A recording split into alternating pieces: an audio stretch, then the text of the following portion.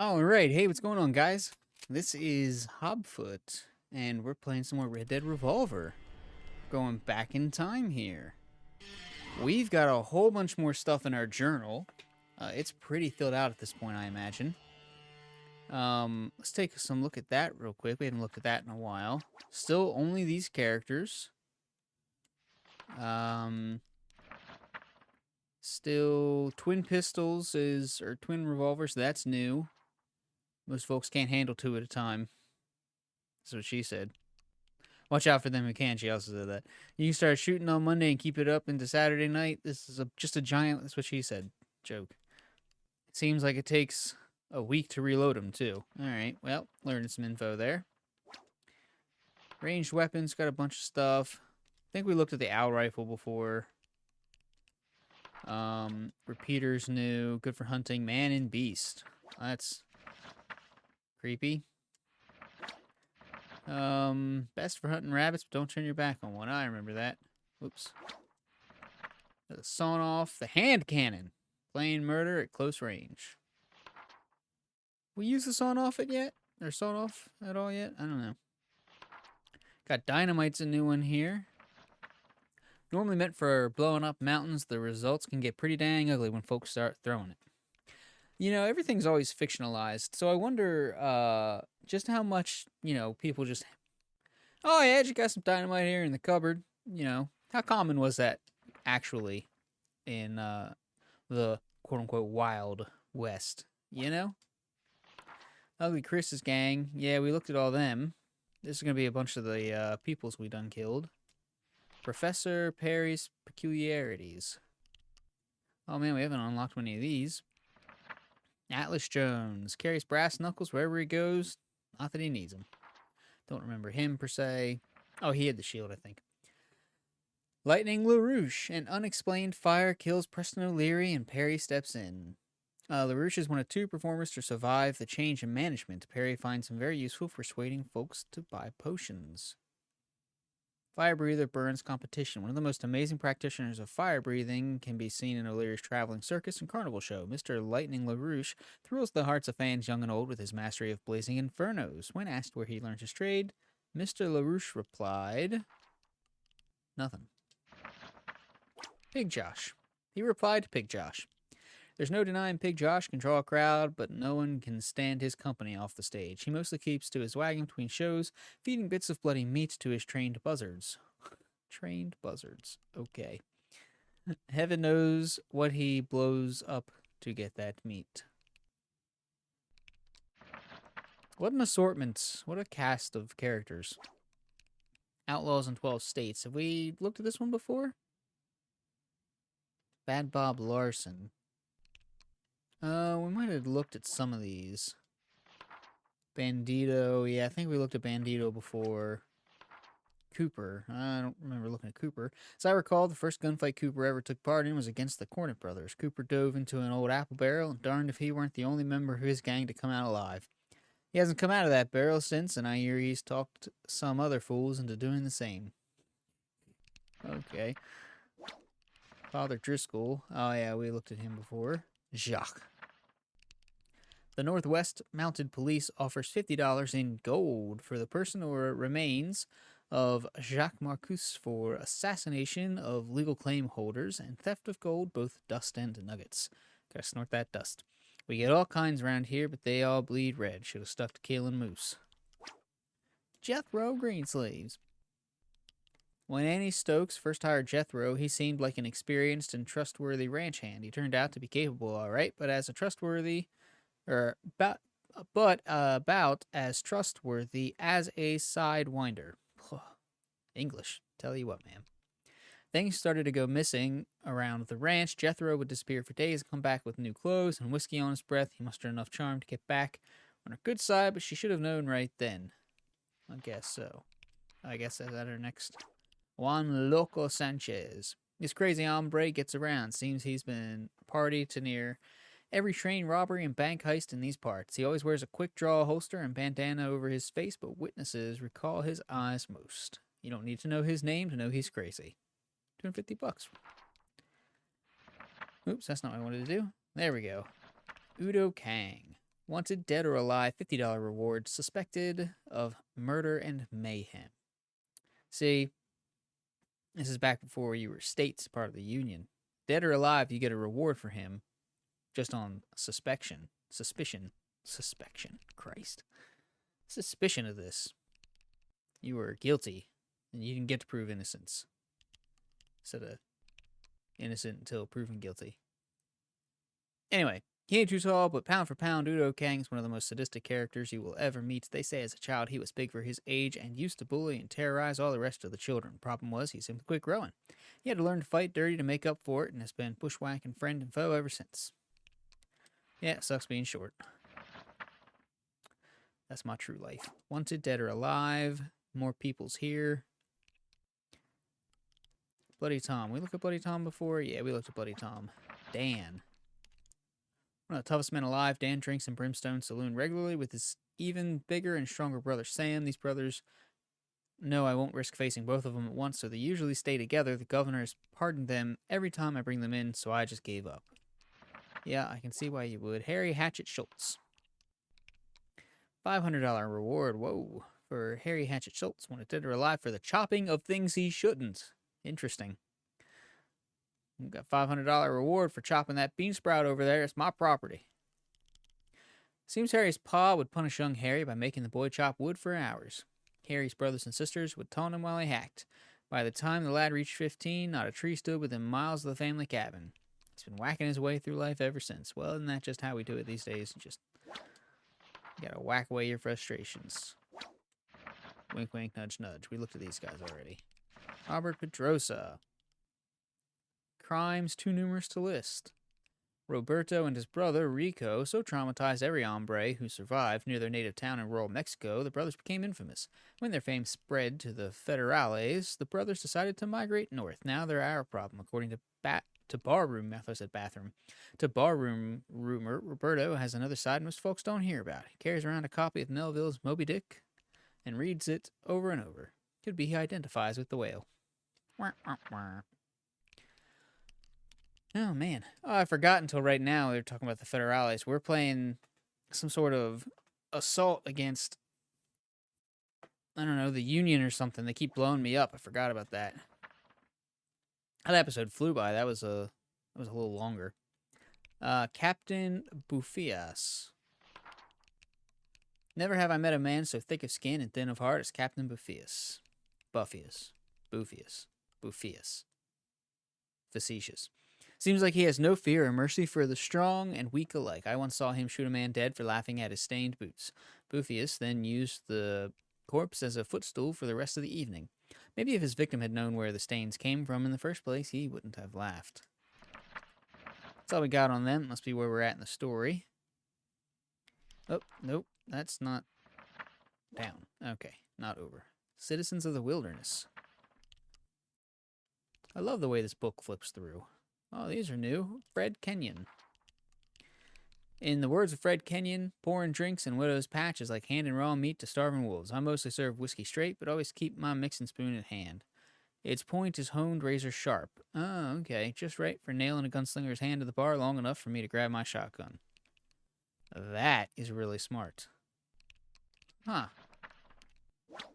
Learn something new every day. Hank Pullman walks off the train after every run to Brimstone like a soldier walks off a battlefield. Avalanches, outlaws, collapsed bridges failed to shake him. But the ride to Brimstone still does. According to Hank, the only things that keep him alive are clean living and a loot bag for bartering with bandits. Alright. It's a little weird, but alright. And the good people of Brimstone. Have we met them all? Maybe we need to unlock. Maybe it's not about actually meeting them, but buying their whatever thing. We only had Christina before. Abigail Peppercorn. Okay. Abigail's husband owned a feed shop. He worked hard for 20 years to build that shop into a cash cow, pun intended. Some say Alfred's got his drive from fear of Abigail's horsewhip. Others say Abigail did the haggling with suppliers, and none of them would stand up to her. I say Alfred's feed shop was the only place he could truly relax, so he pretended to spend as much time there as he could. Simple as that. Cheryl Lynn. Hans Kenyon runs the saloon, and Cheryl Lynn runs him. She may carry around a drink tray all day, but she's really a shrewd business lady with great expectations for Brimstone and her part in it. God help the fool who gets in her way. She'll beat him with a drumstick. Big old drumstick. Christina. Oh, I think we looked at... Yeah, we did her already. Jebediah. Well, my name's Jebediah Cole. Jebediah hightailed it out of the town of Tarnation after he saw his entire family and most of his friends fall into early graves. He wasn't sure of what caused all that sudden death, and he didn't want to stick around long enough to find out.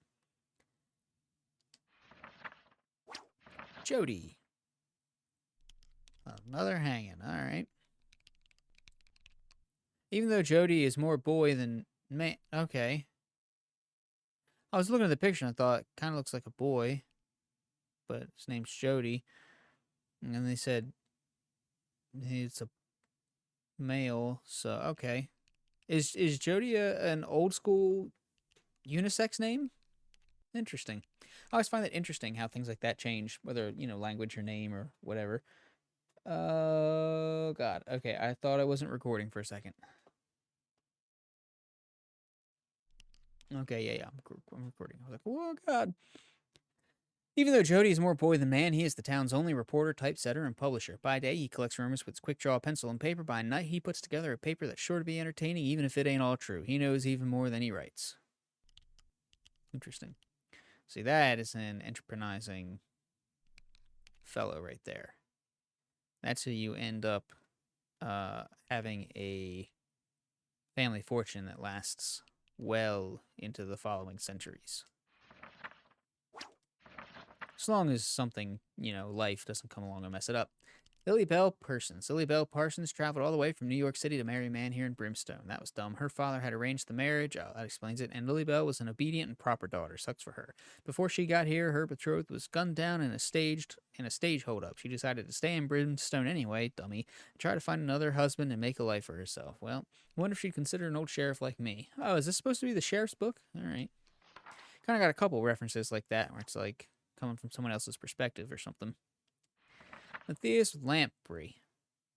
Old Matthias and the even older Vern Wiggins came fast friends the day they met at the funeral of Vern's wife. When these two are within talking range, more words with less substance pass by their wooden teeth than grass through a herd of cattle. Interesting. Looks like we don't have one for... Oh, he's on the other page, that's why. Sandy Dodge. Sandy, okay, a dude. Interesting. Names are interesting. Good old Sandy Dodge has done everything, been everywhere, and his opinions to prove it, or so he says. When I saw him fall clean off his horse after digging in his spurs, I wasn't impressed. He sure does talk good, though. Tamory. Okay, another call girl. Every night, little Tamory comes down to the saloon and makes the whole place light up. She's so popular with everybody that she never comes to any harm. If some stranger so much as says a mean word to her, he'll find himself waking up bloody in a horse trough. She's real grateful, too. I imagine. Vern Wiggins. Vern is one of the group of settlers that established Brimstone as an outpost almost 40 years earlier. Yep, Vern figured that he had survived just about everything that an old gunfighter could face, and he would be happy to tell you all about it, whether you asked or not. Most folks gave up listening to old Vern's chattering. Then Matthias Lamprey came along. The two got in a marathon discussion like Pony Express riders on a race across 3 states. Anything else left to read? So you can't access, at least that's what I've seen, you can't access this when you're in the game, so it's like you can't break it up. Merchants. Oh, boy. Carnaby Peabody. Carnaby Peabody was always straight to business. To him, socializing was just a roundabout way of making money. When Griffin bought the bank, he offered Carnaby a crumb of the pie for laundering gold profits. Oh, he's laundering gold. We haven't come across this yet in the story. Considering that Carnaby's another choice would have put him 6 feet under, I can't judge him too harshly for selling out. Ugh, sellouts. Then you got Doc Weatherby. Earl Doc Weatherby. Most folks... Oh, Earl without an E on the end. Interesting. Most folks don't know it, but many years ago, Ralph and Doc wooed the same lady back in Atlantic City. After acting like a pair of idiots, she came to resent them both and married a rich old banker. Dejected, the Doc took his guns and unused wedding ring and headed west to end up in Brimstone. Ralph came after him with vengeance in mind, but couldn't pull the trigger when the time came. That's interesting. That's a good bit of lore. That's nice. I like that. Okay. Oh, we got his little rope there. All right. Measuring tape. Fitch was the laughingstock of Brimstone for some time. He tried and failed at just about every trade you could imagine. Eventually, he discovered he's quite good at clothing people. Now, depending on who you talk to, I think most folks found it more entertaining seeing what job Fitch would try and learn next. Yep, you never know. You're like, oh yeah, this will be, wow, haha, look at that, and then you're like, oh, I missed that, or like, oh, I never liked that, and then it's like, oh, well, maybe I did. Life's peculiar. Hans Kenyon. Did we read about him already? Hans probably knows more about goings-on than just about anyone in town. Maybe even the governor himself. They say he loves the bar fights because they make him feel like a young buck again. I say he just likes the excuse to crack a skull in the safety of his own bar now and again. Can't blame him for that either. Percy Merriweather. Not exactly a ladies' man. Percy got a job being around what he figured would attract the opposite sex. Money. Unfortunately for Percy, it really didn't help much, being as he only handed other folks wealth. I don't think a day went by he didn't think about trying to make off with the cash, but in the end, Percy was just too afraid of dying. Ralph Clover. Ralph has always had a knack for acquiring some of the strangest items on this side of the Mississippi. I've always suspected he may have had some not-so-law-abiding ways coming across his priceless possessions, but then the sheriff's discount he gave me never made me ponder it too much. Funny how that works.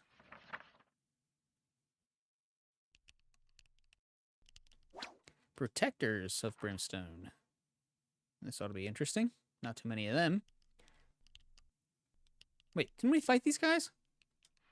Cornet Brothers. Okay, the Cornet Brothers have some fancy government title, but they're really just Governor Griffin's personal bodyguards and hit squad. They live well in the governor's mansion and have no interest in upholding the law. Ah, that seems more like what this list is going to entail. Thought it was actually going to be... Even the sheriff's dirty, I think, from what we saw last time. Frontier places, not palaces like I originally thought. Those are different. Oh, look at all this. We looked at Widow's Patch, I think. Well, maybe we didn't. Did we look at any of these? Oh, yeah, we looked at that. Yeah, we looked at that. I remember that snake rattle thing. Widow's Patch, this little town, is on its last legs. It is home to a mix of salesmen, drunks, gossips, hookers, crooks, and small-time gamblers. The only thing keeping the town alive is the O'Grady's. Sheriff O'Grady is a principled, honest man. His daughter Katie's just as decent. Ugly Chris and his cronies are drawn to the aging sheriff and his daughter like moths to a flame. I remember reading that now. Pictures didn't look familiar, though. Pan Atlantic Railroad. Much has been written about Pan Atlantic Railroad being the greatest feat of engineering in the 19th century. It passes through mountains and canyons that scare mules. Okay, it brings vital supplies and entertainment to isolated towns like ours, and it gives us Brimstone locals a means to come and go comfortably in our vast territory and beyond. Brimstone. Not many places grew from our backwater to the capital of an entire territory in less years than I have fingers.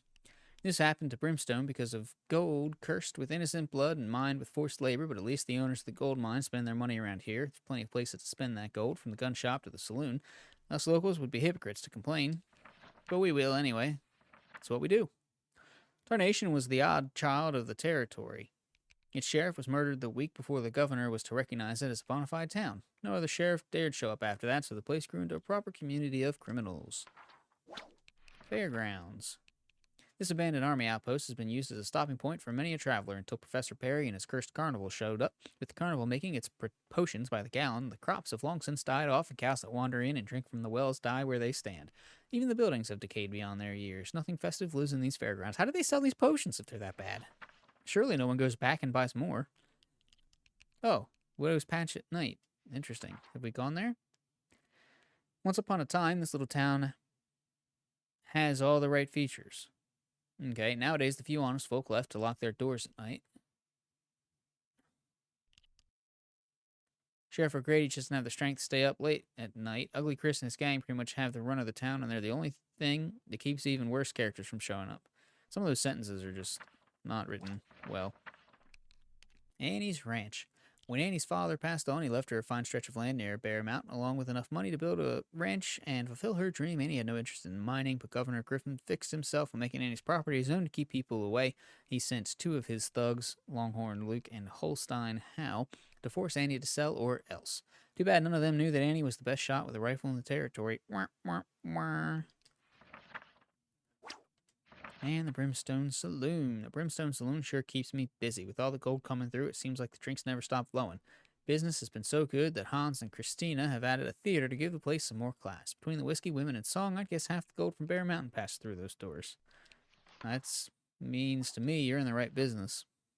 Is that our last thing? Can we finally play? Ugh, nope. Frontier battles.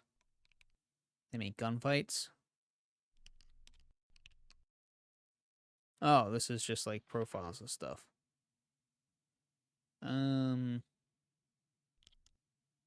Okay. Well, enough of that. What's this other showdown? Yeah, I don't want to mess with showdown. I don't know what that is. So we're just gonna right into story mode and continue right on. Chapter 13. All right. I wonder out of how many chapters. Let's drink some tea. I'm thirsty. Need to wet my whistle after all that reading.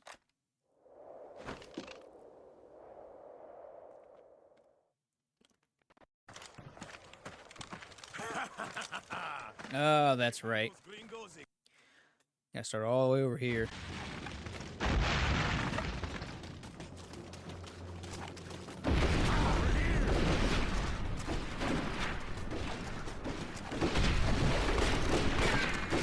Okay, kind of forgot how to play already. Don't be shooting at me!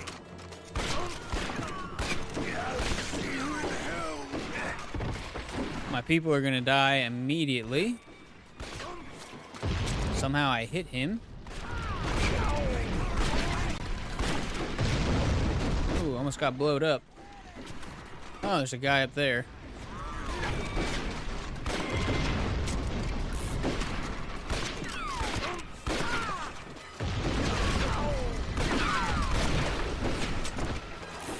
Oh, man.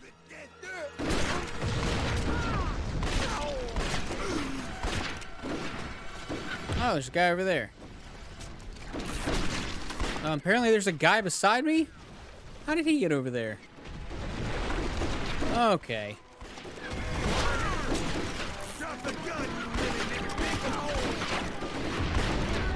I don't like that you can't shoot somebody right after you shot them. That was very close.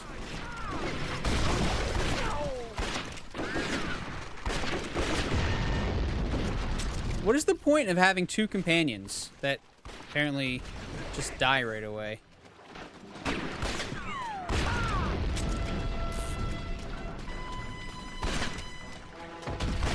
Ah. Oh, there's some health here. I definitely need that. Oh, these zombie people. I forgot about that. Alright, and now we have to, Oh, I'm stuck. Now we have to try and blow...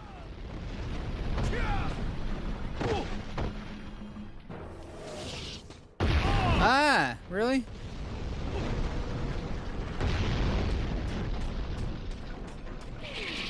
Oh my god.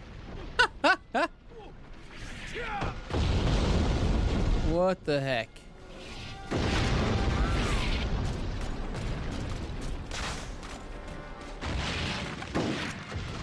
Nope, hopefully that does some good.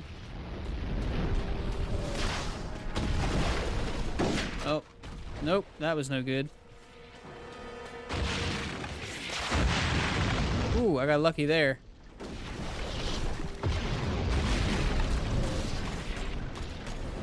Wonder if that alcohol is still over here. I don't understand why it decides to change. Oh, great, I got blown up in the middle of that. That's fun.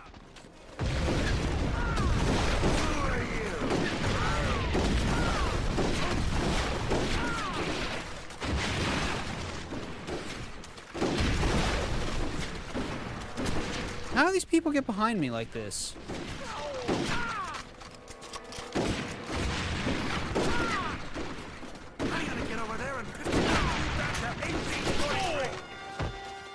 Oh, shocker, I died. Somehow I managed to get blown up like a million times in a row. Ugh.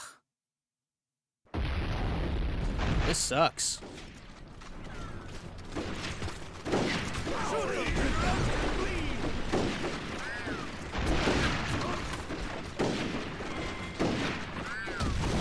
These super slow bullets, gotta love them.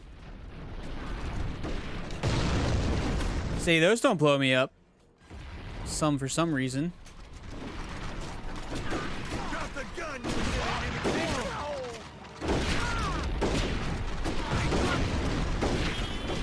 Shoot them, General. Hey, over here.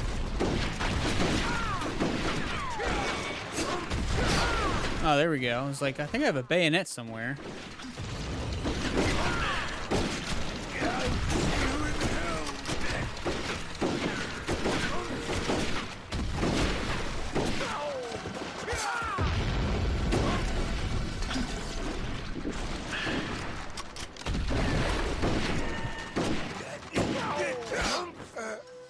Got him. Got Dead Skeleton Boy here. Starts me off on the bridge again for some reason, where it's easier for them to hit me. Oh my gosh. I don't understand why it decides. Boom, yep, there you go.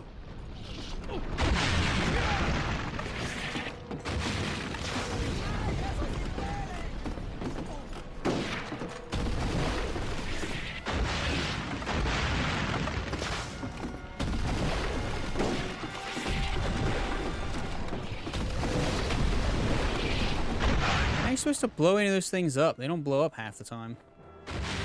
I still blow up though. That's good to know. I think there was a liquor here somewhere that's supposed to heal me. I guess it's just after a certain time they start with the shooty boys. I don't know if I'm supposed to... Oh, and suddenly they're behind me already? Guys, look over here.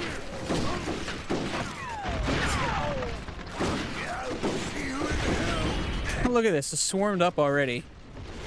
Oh, Jesus. I don't know what I'm supposed to be doing with this stage. Like, focus on blowing up the cannons, or like...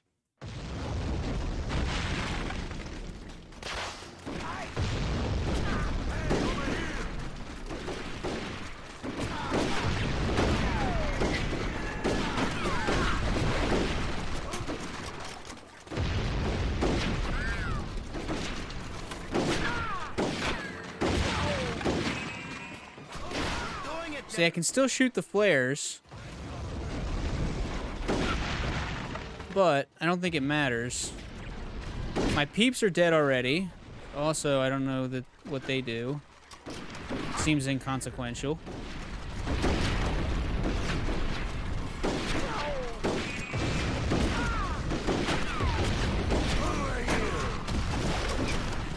This is like the worst place to have a gunfight. There is nowhere to hide.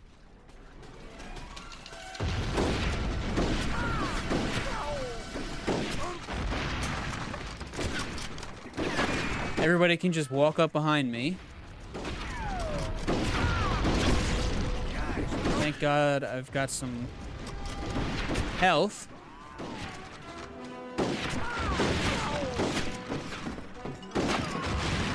What's going on over there? Quit doing it. Oh. Boom, got him. All right. Like...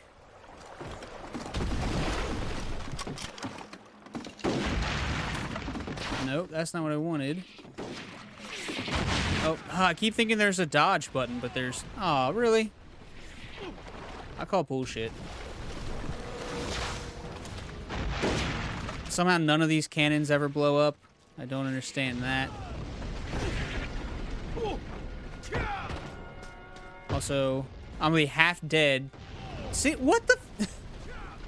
How do they know I'm gonna be there? There's absolutely no way, and yet it's spot on me.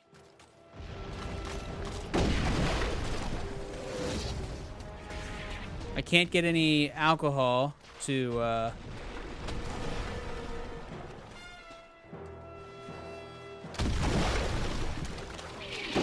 See, look, they know I'm going sideways like way before. The sad thing is that I can see that it's coming, and I just run right... Oh, Christ, what is this?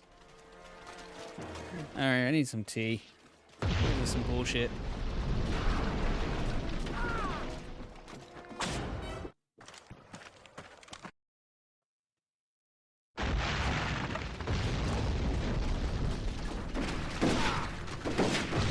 I don't know how I'm supposed to deal with all these swarms of people with no cover and, you know, cannons, which I know it's kind of the point.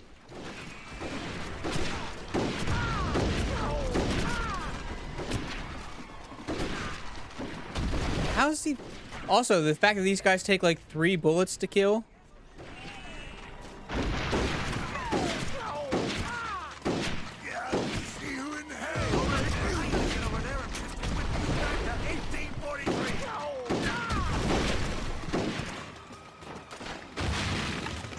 I would love an automatic difficulty adjustment, even though there's no difficulty settings in this game.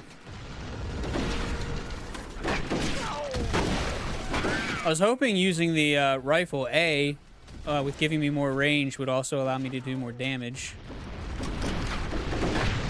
Seems that that is not the case. Seriously, I don't understand what the point of having those 2 people to help me is. Really? Stab him. What are you? Oh my god. Bleed, you bastard, bleed! What a fucking waste.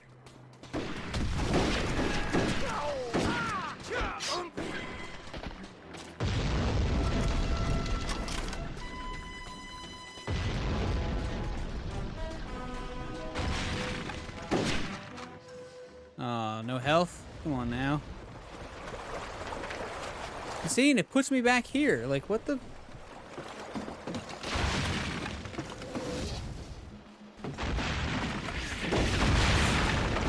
Nope, that's not good. See, we just blew up my own cover.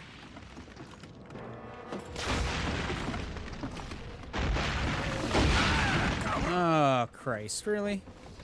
This is just a recipe for me to die. See? I don't get a hit again because now I'm laying on the... You can only go in like a single line.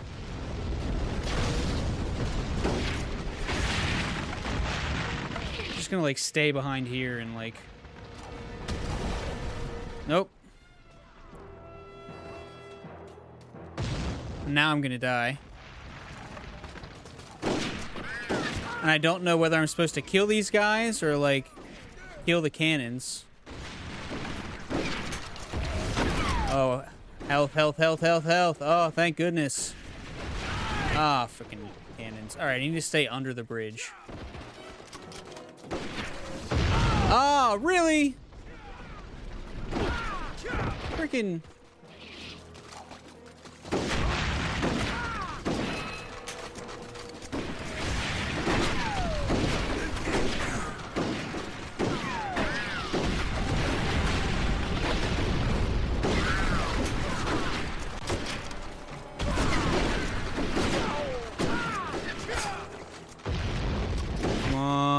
Alcohol. Yeah. What the heck? I have no clue.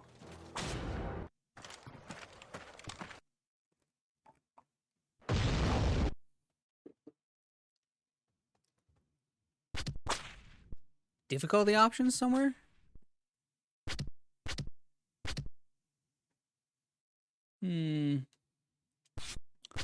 Looks like not. Wait. Nope.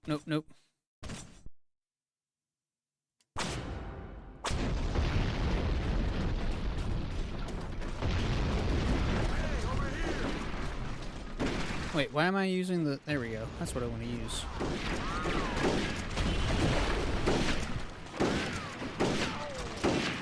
See, I'm fine to stay in one spot here. Because even though there's explosions going on, nothing's what the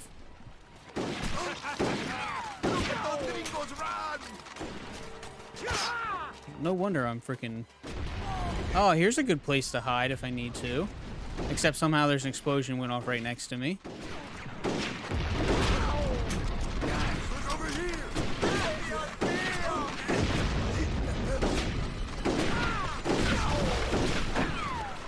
I thought I was on the Spanish side, but it seems like they're saying adios mios, even though they look like they're wearing Union uniforms. Come on, come on. I know this. Ah, it keeps resetting me. I wish it just left me where I was at. I was like, oh, let's try and kill you real quick before,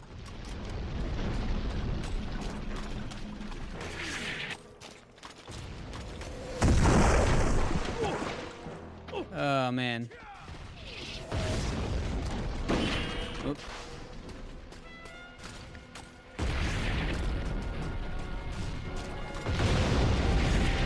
Oh, see, of course, one manages to get through. This would not be so bad if it, like, actually, like, reset itself.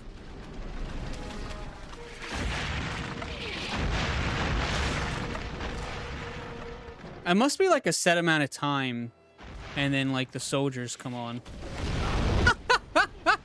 I swear it pulled me in front of that.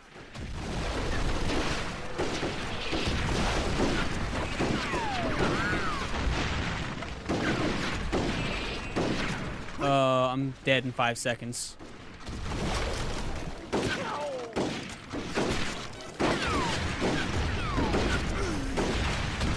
Where did he go?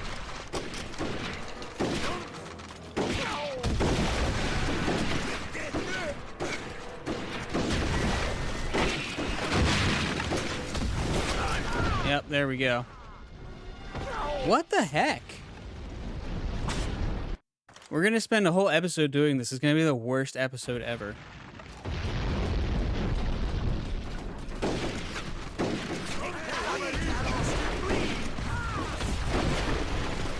If I can blow him up with a cannon or something.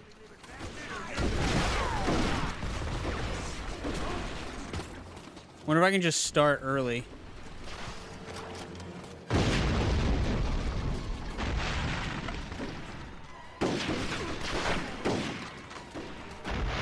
No, I don't see any cannons being... Seriously, this is like our lines. How did he get here?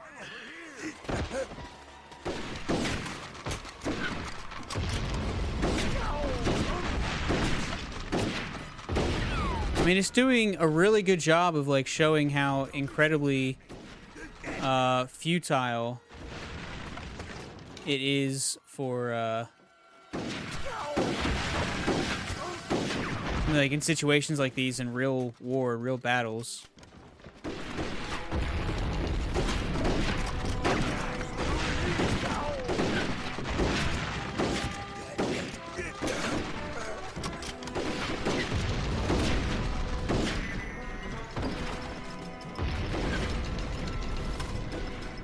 See, how are these people getting behind me? What the... Oh, jeez. Now I'm back in the center again.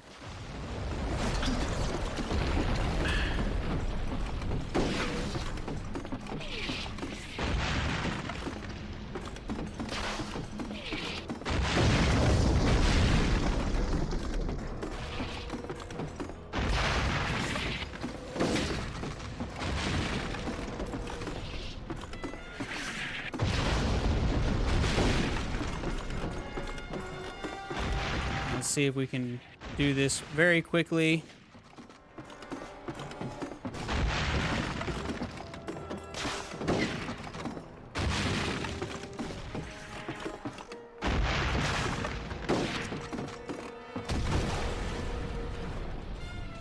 Okay, come on, come on, come on. Nope, I messed that up. Oh, yeah, okay, we got the cannons down. All I have to do is kill these guys. Oh my gosh, oh my gosh, oh my gosh, oh my gosh, stop killing me. I'm actually gonna survive this one for once. Stop killing me. Stop killing me.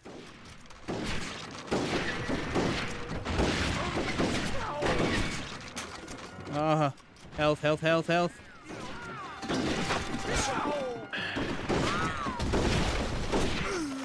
Oh, woo! Too many of them. Bridge must be destroyed. Send the charges where you must. Getting out of that would be suicide. It's certainly will be if you don't. Oh wait, we got here before. Andale. I don't remember getting here before, but alright. So we have to keep these guys alive again?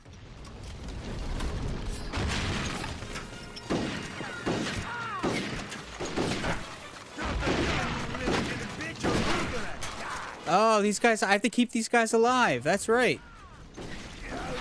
You in hell.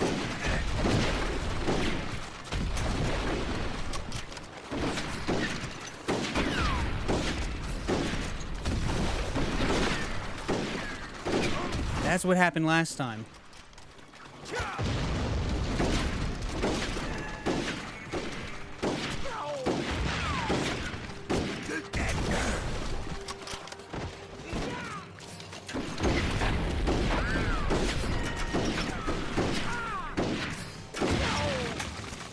Oh my god. You can stab him while he's reloading. Also, I need these guys to...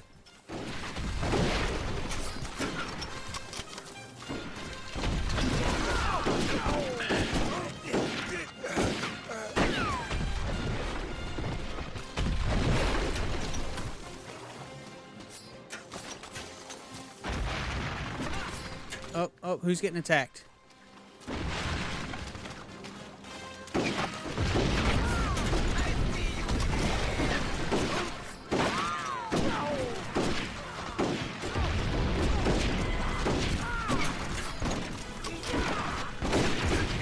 No!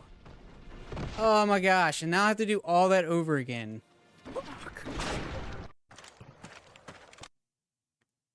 How? Like, they die so quickly. How am I supposed to keep them alive? It was a miracle I made it that far.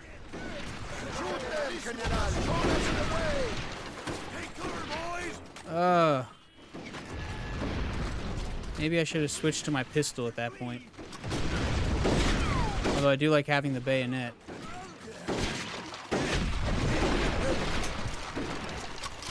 I just have to blow up the cannons that quickly again.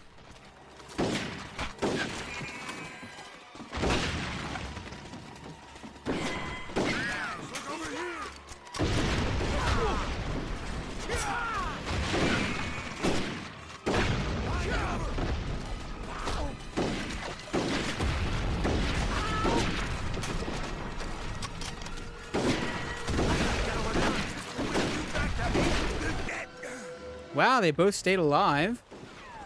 That is surprising.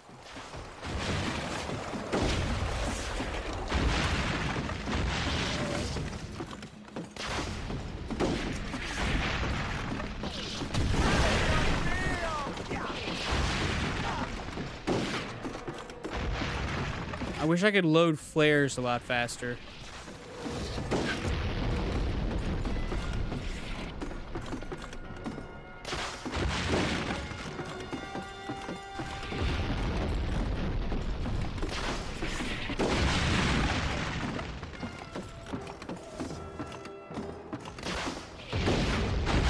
Oh, damn it. They got me.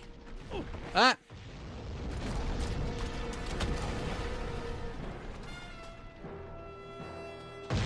Oh, man. See, if you don't get those guys, like, killed right away, those cannons blowed up, they will, like...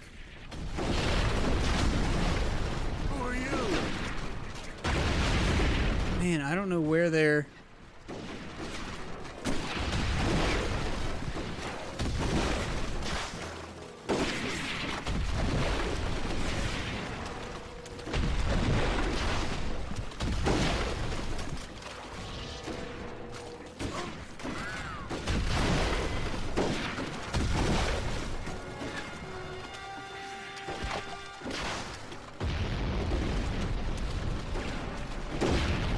That's not gonna get him.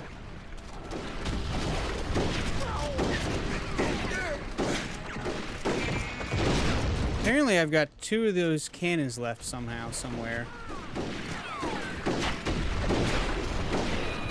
Alcohol.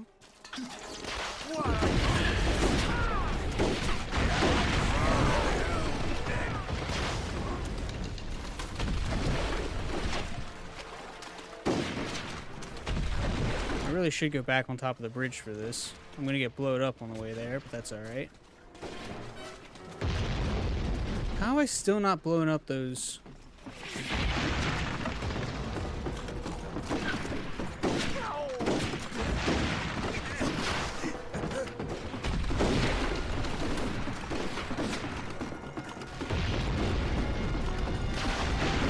Oh no, I moved. Did it get him?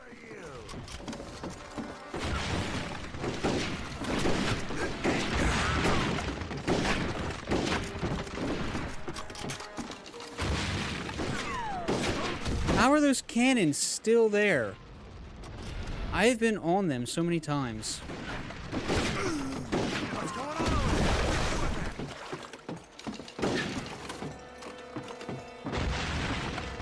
Here I come. I'm gonna hit you with a sunshine.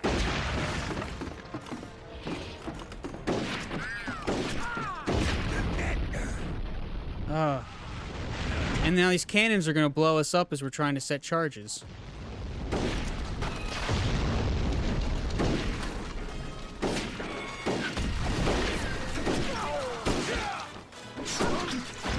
Okay, we got Heelys.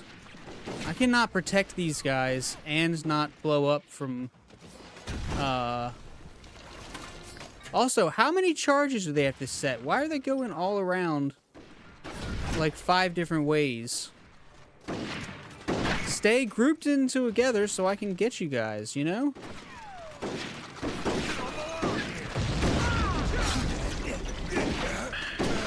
Oh, I guess I got some health right there. That's good.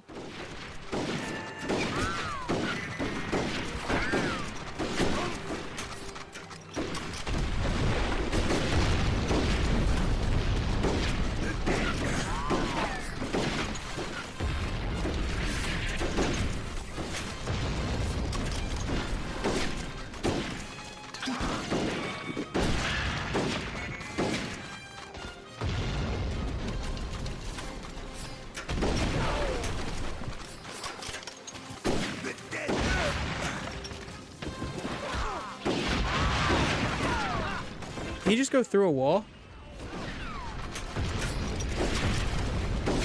They die so quick. And I can't tell who's who, and who's got the health, and who doesn't. Oh, thank goodness. Oh, man, I never thought we were going to get through that.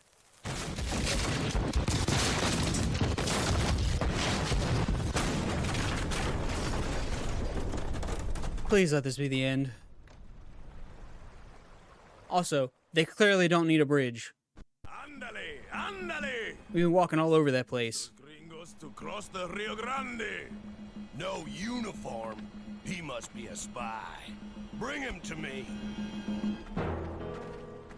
Davy Croquet. Take him to the river and shoot him like a dog. No, no, no! I want his hat. I'm a businessman. Please, I was just trying to get across the river. Please, I have gold, lots of gold.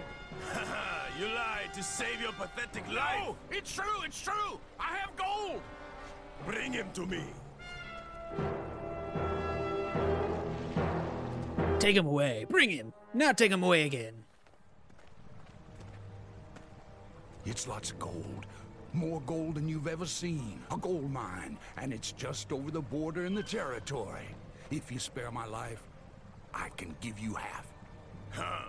Why shouldn't I take all of it? 'Cause you don't know where it is. You better speak fast. We need some privacy. Now tell me more about this gold mine. Truth be told, there is one little problem. I only own half the claim. My partner Nate owns the other half. And what if I kill your partner? Then that would make us partners. Partner. Okay, so is the guy in the green the guy that showed up and we shot his arm off? And this was a flashback? This Diego. He rides through the territory to deliver gold to the governor once a week. He rests his horses at Devil's Fork. It won't be easy. That wagon is like a fortress on wheels. You locked me up like you're a bad guy, and then you're gonna help me out? Charges are dropped. If you reckon you can bring him in, dead or... well, dead'll do. Much obliged.